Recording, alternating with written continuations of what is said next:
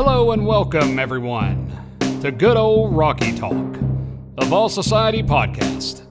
I'm your host, Brad, here with my partners, the Davids. We're glad you're listening wherever you are. This is Good Old Rocky Talk. All right, we are back. Episode 2 of Good Old Rocky Talk.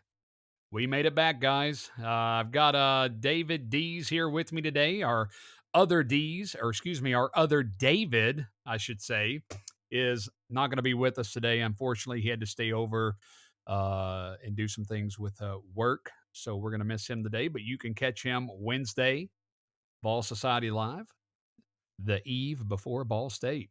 David D's, how you doing?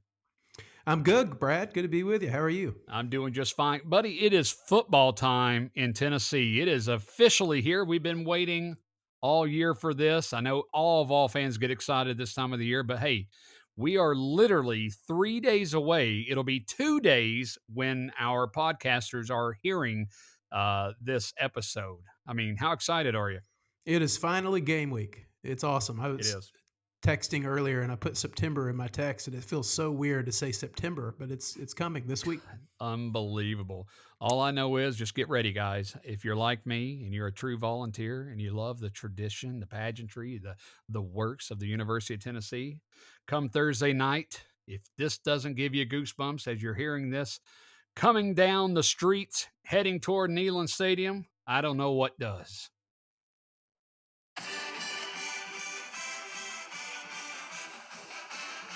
Come on now. Come on now. It's football time, guys. Woo! Is there anything better, David, than this song right here? Nothing quite like it. No, not at all. Sorry, guys, I had to do that. I'm a big band geek as well. Love the band, and we have the best band in the nation. All right, guys, so let's get started here. Episode 2. We're glad you're listening wherever you are. We've had a lot going on leading up to this week, and I'll tell you, the big news out of last week, I want to kind of talk on that with you, David D's, real quick. Big news, Brew McCoy's eligibility. He's here. He's here and ready to go. It's now official. He is able to play and start for the Tennessee Volunteers. What do we expect to see from him in this offense? Yeah, big news for Tennessee. I think they had an inclination that this was coming. He's been getting most, if not all, of the first team reps in training camp. It's been reported, so I think they were anticipating this decision coming down. Otherwise, he wouldn't have been getting those reps. But he's a guy that's had a tumultuous history, has had a little bit of a tough road to get here. He was at Texas, transferred from Texas to Southern Cal, or transferred from Southern Cal to Texas and then back to Southern Cal, and then gotten some legal trouble there, and has just never really been able to make it through. Had some injury issues, has never really been able to make it through a whole season. But he was a 5-star player coming out of high school. He's shown a lot of flashes in the brief moments that he's had in games. He's a load to bring down. He's a guy that Tennessee desperately needed from a standpoint of having someone to pair opposite of Cedric Tillman. Having Brew McCoy, a big target, on the opposite side of the field is a huge advantage for Josh Heupel in this offense. It's going to keep defenses from having to, be able to key their whole game plan around Cedric Tillman, we hope, and allow Jalen Hyatt to make some plays there in the slot. But Brew McCoy is a talented receiver. He's a guy that you want to have in goal line situations. They've now got Cedric Tillman to throw to, and Brew McCoy in the red zone, and you've got Jacob Warren in the red zone as well. So just a lot of big targets to throw to down there, and I think that's a huge plus for this offense. That was an area from last season that I think Tennessee can improve on, is their red zone efficiency. And Brew McCoy certainly fits the bill for the kind of player that can fill that role. Josh Heupel has raved about him in practice. He said today at his press conference that he got chills when he got the phone call and was told that he could play, and then he got to watch Brew give the news to his dad to let him know that he had been cleared to play, and just what a big moment for that young man and that family. And by all accounts, he's done things the right way since he's been here at Tennessee. So just really looking forward to seeing him on the football field after many years of waiting to see what his potential truly is. And I think Definitely. Josh Heupel's offense is the perfect offense to showcase his talent in. So I'm looking forward to seeing him on the field Thursday night. Yeah, definitely, David. Good comments. You really said something that was pretty powerful there. Josh Heupel, if you caught that Monday press conference today, man, I could see like Josh Heupel like emotional when he was talking about how great of a feeling it was to right to see Brew actually tell his family that he can play now. I mean, that's awesome, man. That's why I love this coach. This guy's all in.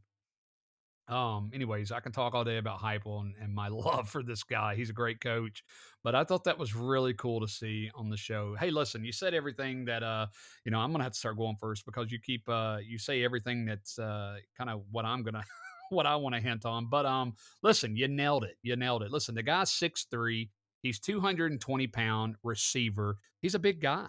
And you said it. 5-star recruit, the guy's going to do some damage this year. I really believe that. I know a lot of people are skeptical, but we know the guy has talent, 5-star recruit. And here's the other thing, as you just talked about, we know Cedric Tillman, he's our top guy, he's our top receiver. We know that teams are going to double team him this year, making it difficult to rely on him all the time to make plays. Having Brew now opens up our receiving game, which gives us more opportunity, along with Jalen Hyatt, Ramel Keaton, Jimmy Holiday, Callaway, and others. So I see him coming in here and making a tremendous impact immediately for us. I couldn't be happier. Yeah, I think you got two physical guys now on the outside that are going to be matchup problems for cornerbacks in this league because they're so big, so physical, and tough to bring down. Now he's not going to be a burner like Javante Payton was last season, Right. or Valus Jones. He's a guy that's probably not going to get behind the defense too often. He can run, but he's not a speedster in that Sure. sense. So definitely going to be a physical target. And also, I think he should help the running game as well to have a big guy blocking downfield for your running backs and getting people down the field and Yeah. with his physicality. So looking Yeah. forward to seeing it in action. Definitely. No, it's one of the greatest things I've seen news wise over the past few weeks. Just seeing him eligible to play just really excited me. So I think it's a good thing. I think it's a good thing, and we're going to see some good stuff come out of him this season. All right, so Dees, you sent me this through a text message earlier today. I haven't had time to really dissect this at all. I know you've had a little bit more time than me, so I want to hear your thoughts. Excuse me, and let our fans know as well. But today, Tennessee, they released their first depth chart of the season. David, your thoughts, and are there any surprises for you? No, probably not really any surprises, but I definitely think it was nice to see who their returners are going to be. You lost Valus Jones last year, who was very effective on kickoff returns. They've got Jimmy Holiday as the returner now on kickoffs, and then you have D. Williams or Trayvon Flowers at punt returner. D. Williams, a highly talented JUCO transfer that has big play capability in the return game. And then you got a lot of oars on this depth chart. You got a lot of guys that either or in the starting first string. So you got for instance, middle linebacker, you got Jawan Mitchell or Aaron Beasley. Mm, At the second cornerback spot, opposite of Warren Burrell, you've got Christian Charles or Kamal Haddon. On the offensive side of the ball, you got uh, at left tackle, the one that's been the most obvious battle in camp, yep, Gerald Mincy or Jeremiah Crawford. So it looks like there's going to be several starting spots that aren't fully determined until after week one and possibly lingers later into the season. But you would hope to have some of those roles settled on by Pittsburgh. sure. But some years it's been the Florida game when you really start to see guys take over a position and claim that spot. So David, we'll see. which position do you think needs to be settled the quickest, in your opinion, out Left of all left left, those? ta- left tackle, without a Bingo. doubt. I agree. You're going up to Pittsburgh in week Yep. two. Phenomenal pass rush. No They're easy good. match. Hmm. Yeah, just you got to have that left tackle spot solidified. What we don't know is are both these players just not taking the step they need to take to be the starter, or is just they've both been doing an admirable job, just one of them's not pulling away. We don't know that. we'll see it on the field against Pitt, and if it's a problem, then it will be exposed against Pitt. So we'll Mm, find out then where they are at that left tackle spot. They've continued to say they're going to leave Darnell Wright on that right side. Obviously, he's mm-hmm. their most experienced tackle. He's most comfortable on the right side, so Right. they say they're going to leave him over there as long as they can. So for their sake, they need to get this left tackle spot taken care of, and hopefully Mincy or Crawford will step up and will take that job soon. Cool. I agree. Any other observations regarding the depth chart? Everything else is pretty kind of like standard, what we kind of had in mind at this point. Is that right? Yeah, they're too deep at wide receiver. They've got Okay. on Brew McCoy's side, they've got Brew McCoy and Walker Merrill. On Mm-hmm. the other side, they have Cedric Tillman, and backing up Cedric Tillman, they have Ramel Keaton or Jimmy Holiday. Mm, And then in the slot, you got Jalen Hyatt, Jimmy Callaway, and then the third one there is Squirrel White. They keep mm-hmm. saying Alex Golish, the offensive coordinator, has reiterated multiple times that they think they have more receivers that they can play this year that they feel more comfortable with. Last year, if you'll remember, midseason they settled in and went with a pretty much a three man rotation there Right. with Cedric Tillman, Valus Jones, and Javante Payton. This year, I think you'll see more of a variety. I think they'll have more depth at that position. Some of those younger guys have improved and maybe are making more of a case to play. So I think you're going to see a little bit bigger rotation there at wide receiver this year, which is interesting to me. For sure. For sure. Cool. Well, let's go to our next segment. Guys, we talked about this last week on our inaugural episode of Good Old Rocky Talk. And as I promised, we're going to hear from our fans. We wouldn't be here today without our fans. So thank you guys for following us wherever you might be: Twitter, Facebook, YouTube. We're all over the place, honestly. Um, but we gathered a lot of different questions regarding um, many different things, many different topics. And so we thank you for that. And I want to spend some time now, David Dees, if you're okay with that. I'd like to go through some of our questions from our fans. Does that work? That's great. Thank you for sending questions in, guys. We appreciate it. Absolutely. Guys, let's go with question number one. This is from at Scotty987 on Twitter. Other than the offense, what are a couple of other reasons you are optimistic about Tennessee this season? Scotty, thanks for the question. That's a good one. I'll start. Mine's very, and the reason why I'm going to start, David, you can go into more detail if you want. I like to get short and sweet here, but for me, it's this is all I talked about last week. For me, better depth across the offense and defense, period. Something we lacked last year, but this year is a different story, period. Okay. Because of this, we're going to win a few more games than we did last year. And that, I hate to say I guarantee you because it's hard to guarantee anything, but I'm a big guaranteer. I'm guaranteeing this. All right. We're going to win more games this year because of our depth. So that would be the one of the big reasons why I'm optimistic about Tennessee this season. David, what do you got? Yeah, I would agree with that. Defensive depth, especially having more bodies on that defensive side of the ball. I think we talked about that a little bit last week. That's a huge bonus for Tennessee this year. They're still not where they need to be. I mean, if you look at Tennessee's depth versus, obviously Right. Georgia or Alabama, they don't even compare. But you Sure.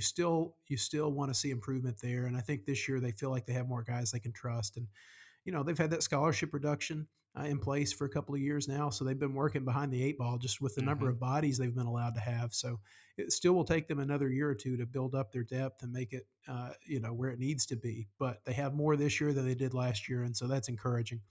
And then also another reason I would say that there's a reason to be optimistic would be the special teams play.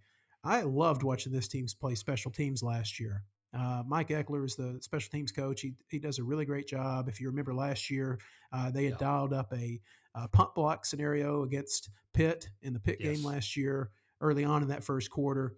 That Hmm. gave us a 7-0 lead right off the bat. You look at the consistency from the kicker Chase McGrath, the transfer from USC last year. He was as consistent as you could be. No And then question. you had Paxton Brooks, who's always had a big leg and has been a great punter for Tennessee. So to have a kicker and a punter that you have confidence in coming into a season, and to Hmm. have special teams that you count on to make plays in the return game, and also in kick coverage and punt coverage, I think is a big deal. And so I trust that unit. I know there will be some different guys out there this year, but I have a lot of trust in them. And so I'm optimistic for those two reasons: extra depth than last year, and then also the special teams play that I think we can hopefully count on this year. Yeah, for sure. Hey, let's go to another question here. This one comes to us from Keith J from Bean Station on Facebook. Keith, Bean Station. that's right, Bean Station. We love Bean Station. So thank you, Keith, for listening to us and following. I'm So guessing Keith that's not says, Keith Jackson there. Keith J. That's Keith not Keith J, Jackson if Keith he's coming from Jackson. Bean Station. There you Yeah. go. There you go. All right. Which Tennessee freshman do you expect to contribute this season? Good question. Good question. And we just got done talking about depth. So there's a lot of people, in my opinion, that we could talk about. But David, I'll let you start with this one first. What do you got, man? Well, you're talking freshmen. I think on offense, the two that stand out are the two running backs. Mm-hmm. Dylan Sampson, 3-star running back out of Louisiana, and then Justin Williams Thomas out of Georgia. Both these guys came in highly regarded by this Tennessee staff. Sampson was ranked a lot lower in the rankings, recruiting rankings, than Justin Williams Thomas. But Dylan Still Sampson a has, he's still a what is he? He's still a 4-star though, right? Four depending on star. the service, yeah, depending Yeah. on which recruiting service. Okay. Dylan Sampson has been a real highlight in fall camp. I think he's really impressed and has earned the trust of the coaches. I think you'll see him this Thursday night against Ball State. Mm-hmm. I think you'll see both those guys against Ball State. And then moving forwards, with the only 4 running backs in the running back room right now, with the loss of Lynn J. Dixon, who just recently left the team, and then the injury to Laneith Whitehead, you have uh, 4 guys that are going to need to stay healthy. And I think just by sheer numbers alone, those freshman running backs are going to have to get involved in the running game. But both of them, I think, are very capable, and I'm looking forward to seeing what they do on the field. On the defensive side, I think you got to go. Joshua Josephs is one that Mm-hmm. stands out. I think he's going to.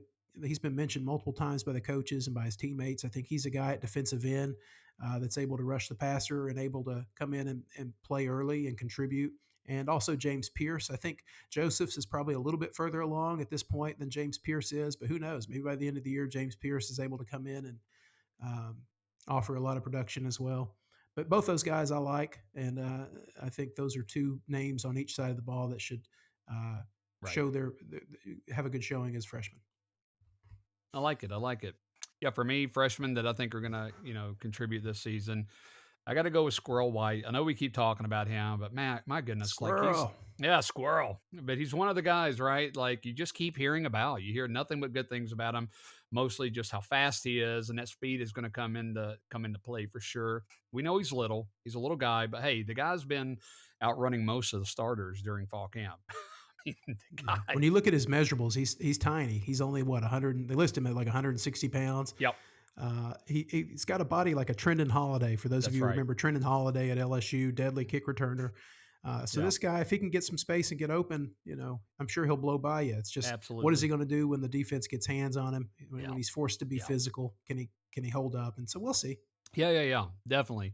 So I like him. Other guys I like that I've heard some good stuff about so far, like Elijah Herring, linebacker, freshman, Caleb Perry, another linebacker, and as you mentioned, Dylan Sampson, running back. They're tearing it up right now. They've been tearing it up in fall camp. And if you see any articles online, you'll see a lot from, in particular, Mike Eckler, the linebackers coach, special teams coordinator. He has nothing but great things to say about these guys. So I really think they're going to come in and make an impact. You got Sampson, we were just talking about, a 4-star, record-breaking, very fast running back. I believe out of Louisiana. So I expect him to get some playing time this year. Definitely assisting Jabari Small, Jalen Wright. And then Herring, a two-way player at tight end, edge linebacker. I think he'll certainly contribute this year to the Volunteers. And then, Perry out of Kentucky. I believe he enrolled in June with the Vols. Was the number 4 overall player in the state of Kentucky. Shows very promising size, versatility at 6'3", 230 pounds, I believe. So I think all these freshmen can definitely contribute this year for the Volunteers. David, any other comments? Only other name I'd throw out is you hear some from camp from Chaz Nimrod, wide Mm, receiver. mm-hmm. Uh, I don't know how far down the depth chart he is. I doubt it'll be a while before he's able to play, but maybe Yeah, middle of the year you see him get in the game. I sure. don't know, but he's another one they seem to like for the future, but maybe not as much this season. Very cool. Very cool. Hey, let's go to Evelyn M. from Oneida on Facebook. Oneida, David. Look at that. Oneida. Oneida. Spent a All month right. there one night. All right. Evelyn from Oneida. She asked, besides the Vols, who are your other favorite sports teams? Okay. Well, I'll answer that short and sweet. I'm a Charlotte resident here in wonderful Charlotte, North Carolina, and I would have to say certainly my Panthers. I'm a season ticket owner. I love the Panthers. So definitely those guys, and then obviously I would have to say Charlotte Hornets when it comes to the NBA. Big Hornets fan. Best jerseys and home floors in the league. God, you I you love ain't looking at their court. you ain't lying, buddy. Hey, that's one reason why when I moved here, I liked the Hornets, but I wasn't really a diehard fan. But then I go to a few games and I notice, my goodness, the uniforms are amazing and the floor. I tell you, there's some ugly NBA floors. That's a topic for another day. I'm sure we could do a whole podcast on the NBA floors and just logos in general. But hey, man, you're right. The Hornets floor is sick. Yeah, it's sharp. It's insane. It's sharp. Insane. Now I know you're a fan of you're a Hawks guy, right? I like the Hawks. My NBA team though goes way back. It's the Detroit Oh, Pistons, the Pistons all guy. the way That's right. back to the Bad Boys days. Yeah, Isaiah yeah, yeah. Thomas, Bill Laimbeer, Rick Mahorn, Dennis Rodman, all those guys. Hey, And then but go talking ahead. about floors real quick, not to cut you off. Yeah, You had actually sent me this before, and if you haven't seen it, my God, do I recommend you go online and Google this. If you're a fan of beautiful artwork, I would have to say the one time you beat the Hornets floor design would be what was this for, David? yeah. You would know more about it. I think you're referring to the Hawks that had the MLK Yes, that's it. uniforms for Martin Luther King Jr. Yeah, They had went with black uniforms for a special occasion. They wore it several times last season. yep. But they have the floor with the stained glass window look to the half Unreal. court. Yeah, it's pretty sharp. Unreal. If you haven't seen that, you should Google it. Uh, it's pretty neat. Yeah, it's amazing. Anyways, we're digressing, but that's okay. It's good. It's good to have these conversations. If you're a sports fan, My, you're going my, to appreciate it. I'm a Pistons fan in the NBA. Obviously, an Atlanta Braves fans, World Hmm. Series champs. Hopefully, back to back this year, and then obviously the Atlanta Falcons. Diehard Falcon fan Rise up, since I was little. Rise up. rise up, Um, yeah, so rise still up. recovering from the Cool. Super Bowl loss a few years ago, and as a Yeah, parting gift, you get to have Tom Brady in your division. yeah, It's a rough road being a Falcon fan, but I still love them. Love the Dirty yeah, Birds. yeah. All right, those are mine. Awesome. Yeah, I can't believe I didn't actually mention. I didn't even think about baseball, but Dodgers. That would be my team. Lived in L.A. For gosh, almost 9 years. Became a big Dodger fan. It's really great to go watch a game there and get a Dodger dog. And so yeah, the Dodgers. Yeah, a lot of people are probably going to hate me around this part of Oh the yeah, country for loving the Dodgers and not the Braves, but that's all right. That's okay. All right, good question. Hey, let's go to Carlton G. David from Chattanooga. Chattanooga, We my, love my hometown Chattanooga. now. Yeah, that's where I live. Yep, David's in Chattanooga area, so in the Chattanooga area. So fantastic. All right, Carlton. On Facebook, he asked, who's on your Tennessee Mount Rushmore? Gosh, I love that Whoa, question. wow. Gosh, I love that question. What a tough question, but a good one. A good one. I'll tell you what, You can go a lot of different ways with that, you can't you? can. I'll tell you what, the route I'm going to go, David, on this is strictly football related, okay? And you can go a different Okay. route, but I'm going to go a different route and I'm going to do football related only. Now, a school lesson here, if you're not familiar, Mount Rushmore has how many presidents on it? Dun, dun, dun, dun, dun, dun, dun. 4. That is correct for $100. Anyways, all right, that is correct. 4. So I'm going to give you 4 real quick, David. All right. Unless Num- you've seen Richie Rich, and in that case, I think it Gosh, gets what a destroyed, and movie. there's maybe two presidents left. I'm not sure. What a movie. If you haven't seen Richie Rich, then why are you even on this podcast right now? Get off here, go find the VHS or whatever. I'm sure you can find it in a DVD or whatever. If you haven't seen that movie, you're VHS. missing out. Yeah, I'm pretty sure you should be able to stream it at this point. Yeah, but let's let's make it as real as possible. Let's go There you back go. in the days of a VCR and put it in there. And Blockbuster. Yeah. gosh, I still have my Blockbuster card, by Mr. the way. Video for those Mr. Video. Athenians listening. That's a local Yeah. place right there. That all of our Athenians will know that one. My goodness. All right, digressing again. Here we go. I'm going to give you my 4, David, real quick. All right, who On you the got? Tennessee Mount Rushmore. You ready for this? Let's hear it. All right, we're going to go Robert Nealon. General Robert Nealon. Hey, listen, 21-year run at Tennessee. He accumulated what? 4 national championships, 7 conference championships. Neyland Stadium not only named after the coach, but he designed it himself. Yeah, he's How got could to be he on not there. be on that? Yeah. Okay? So there you go. General Robert Nealon. Next, I'm going to go, and these are in no particular order. Okay. Number 2, I'm going to have to go with Peyton Manning. Iconic Tennessee quarterback, okay? Drafted number 1 overall in 1998. Should have won the Heisman. We're not going to talk about that here because I could talk for days on that topic. But anyways, he still holds all sorts of Tennessee records. He's maintained close ties to the university despite his ongoing Hall of Fame NFL career. The guy's just a classic class act man. Love the guy. So he's on my list. All right. Then I got to go Reggie White.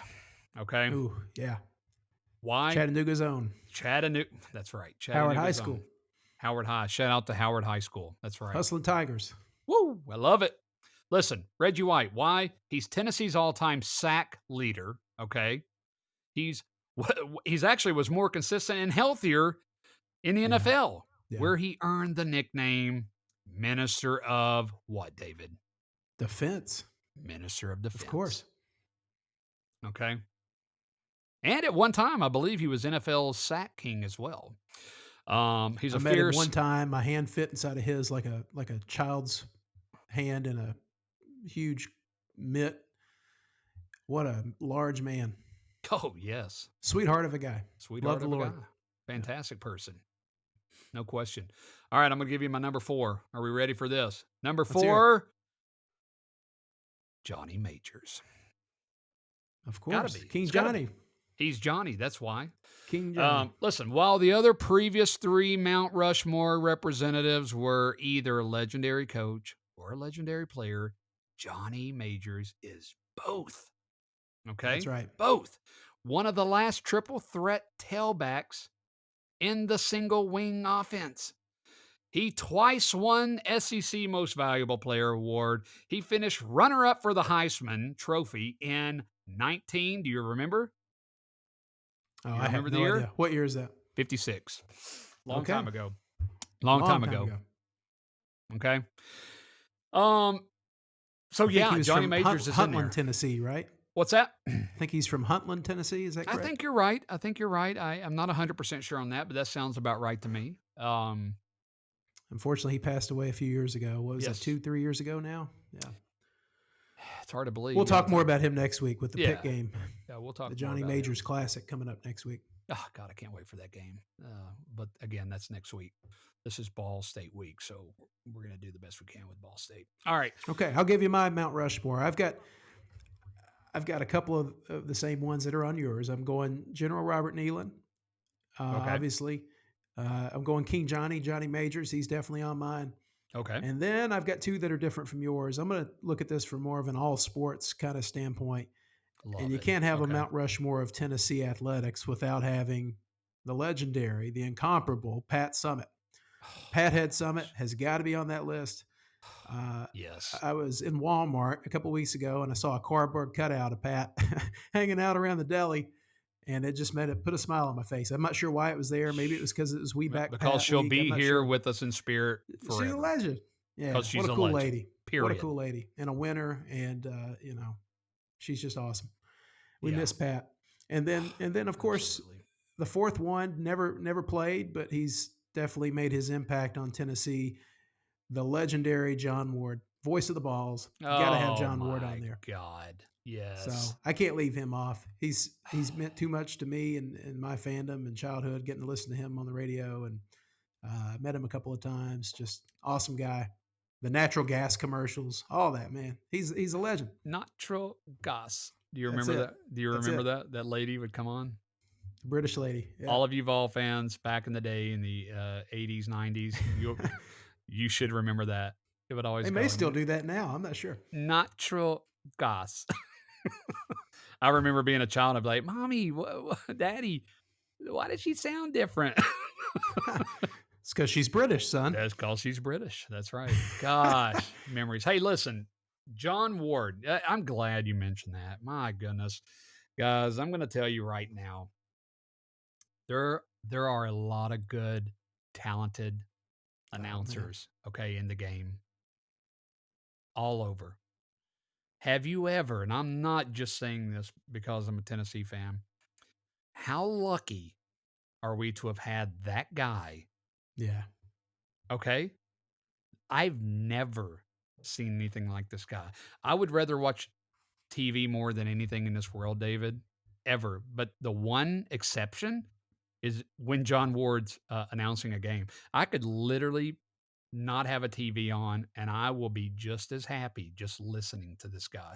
A lot of times I would actually turn the tell me if you did this. And also, Vol fans listening, did you do the same thing? I remember days where I would turn it on mute on the TV and just have the radio blasting with John Ward. I'd rather hear him. Oh yeah. You go to the games and guys that have their headphones on, Oh God. listening to Do you John in remember the those stand. days? Yes, I Oh yeah. had one of those little radio headsets. I used to make fun of those guys as a kid, but now that I'm Now older, I you totally get it. understand. Yeah, I Now totally get you it. get it. Yeah. I mean, oh God. We'll talk about him on another segment too. I'm telling you, I could spend a whole 30 minutes to an hour Yeah. on an episode just reliving the days of John Ward. And I think we should do that, David. If you're open to it, I'd love to get Give me together. a little John Ward impression on the way out. I got to hear a little John Ward. No, sir, re. There you go. No, sir, re. Pandemonium reigns. There you go. Unbelievable. 1998 Florida game. Tennessee wins off a missed Florida kick. There Bingo. you go. Isn't it great to be a Vol? Seriously. Seriously. Isn't it great to be a Even Vol, through the man? pain. Yeah. Even Even through the through the pain. pain. Okay. All right. Let's go on to our next question here, guys. We have Joe L from Spring City. Spring City, What's Ray going on, County. Spring City? On Facebook, Joe, he asked, do you think Hendon Hooker could actually be in contention to win the Heisman Trophy this season? That's a good question. That's a good question. You know, and I'm not going to talk a lot about this because I don't like, I'm very superstitious. Or as Michael Scott would say, I'm not superstitious. I'm a little stitious. So I'm a little stitious. There you go. Yeah. Okay. I'm a little stitious here. That's an office. If you if you know The Office. Anyways, great TV show. But here's what I'm going to say, David. um, it's possible. Okay, it's possible. He's going to have to replicate last year and better numbers. And also, I think one of the key things there is he would. This is just me speaking, but I think he would have to also win some really big games that we're not supposed to win. Um, Yeah. That's just my opinion if he's gonna have a shot. I I wish agree. him the best, and I hope he does. But anyways, David, you can elaborate. I What are just your look at thoughts? last season's stats. You're talking about he needs to replicate or do better. He last year 2,945 yards Yeah, passing. That was 37th in the yeah. NCAA. He had 31 touchdown passes, which tied for 12th. He had only 3 interceptions, which was probably his most impressive stat of the season The last year, tie for tied for second. second. Yeah, And he that's had a so good. 77.9 QBR rating, which was good enough for 16th. Very That's good. pretty damn good. I Yeah, would like to see him obviously improve that, but I don't know if yeah. he's going to be able to have those low interception numbers again this season. That's a really that would be incredible if he could do that. But Yeah. I agree with you. You gotta win some big games. You got to show up when the lights are on and do it against a quality opponent. And Yep. but I It think can he's happen. gonna have another good year. Yeah, I mean, it could happen. No, I'm not we're not saying that it's not gonna happen, and I gotta tell you, just to be able to say that it's possible, I mean, that's great in itself, that shows we're in a good position going into the season, and I haven't been able to say this for a while, so we haven't been able to really have these kinda conversations in a while, so I'm even glad we're getting these kinda questions and having this kinda, discussion. So, yeah.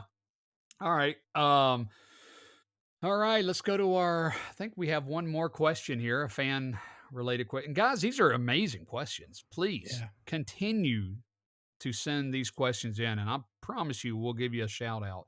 Now we're going to give a shout out to I know a guy who's a huge fan of ours, who's always on every show that we're involved with on our Facebook um, and all that good stuff and YouTube. Kevin H. Kevin H. from Lawrenceburg, Tennessee. I hope you're doing well, buddy. On Facebook, he asked the other night on Wednesday night show if we could talk about he said, "What about Nico, our future quarterback?" It's a good question, and I'll answer this first. Um, because I think David's seen a little bit more than I have of this guy. I've heard a lot. I think we've all heard a lot. He's an $8 million man coming in here next year. But what Allegedly. allegedly, correct. But I'll be honest with you. I personally haven't seen him play a ton, specifically in pads. I've seen a lot of hype videos and some helmets and 7 on shorts, 7. Yeah. 7-on-7, those kind of things. And hey, and he looks like a stud. Okay, but we all know if you've played football, it's a little different when you put the pads on. Okay, so in my opinion, we've seen him on social media, shorts, helmets, making good passes, but I haven't seen too much else on that. However, I did see a video where I believe the team was in Hawaii not too long ago, and they were playing a team. I don't know who they were playing, but there's a video of a throw, a killer bomb that he connected a touchdown pass. I mean, he threw it a mile, landed it right in the receiver's hands just perfectly. So what I will say, we know he has the arm and the ability. I just hope he's all the hype that is out there about him. And if he is, watch out. He doesn't appear to be lacking for confidence. That's for sure. Uh, I A think plus.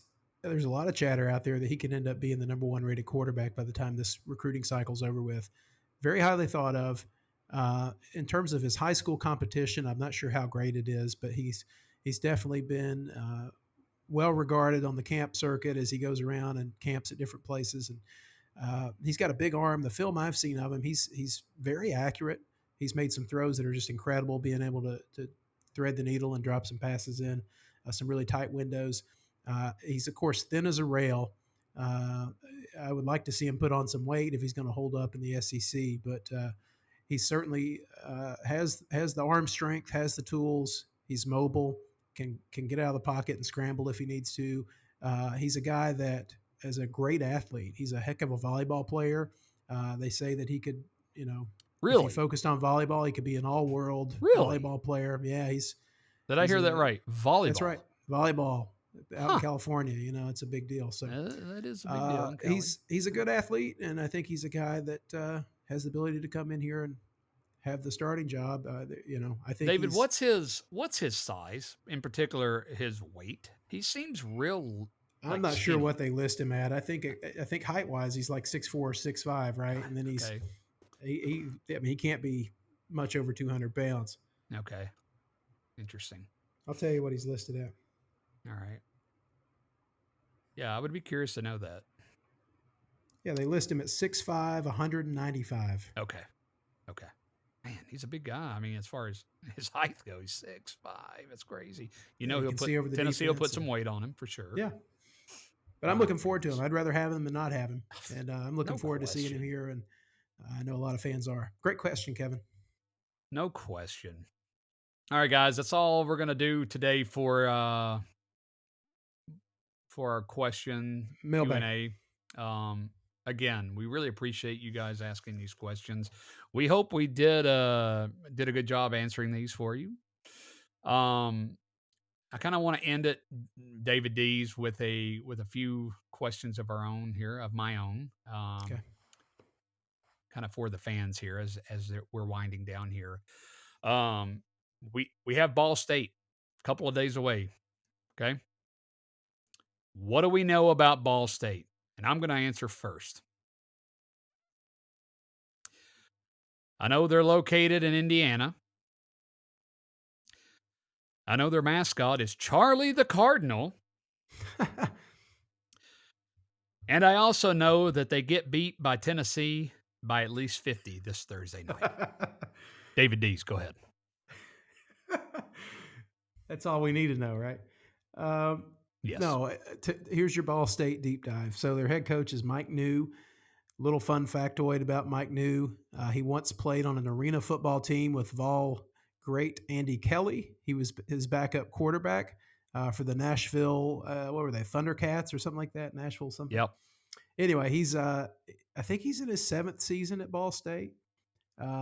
He's got a quarterback to replace. They lost their quarterback from last season. John Paddock is going to be the starting quarterback this year. He's been in their system for 2 or 3 seasons, but has never started, has not seen a whole lot of significant game time.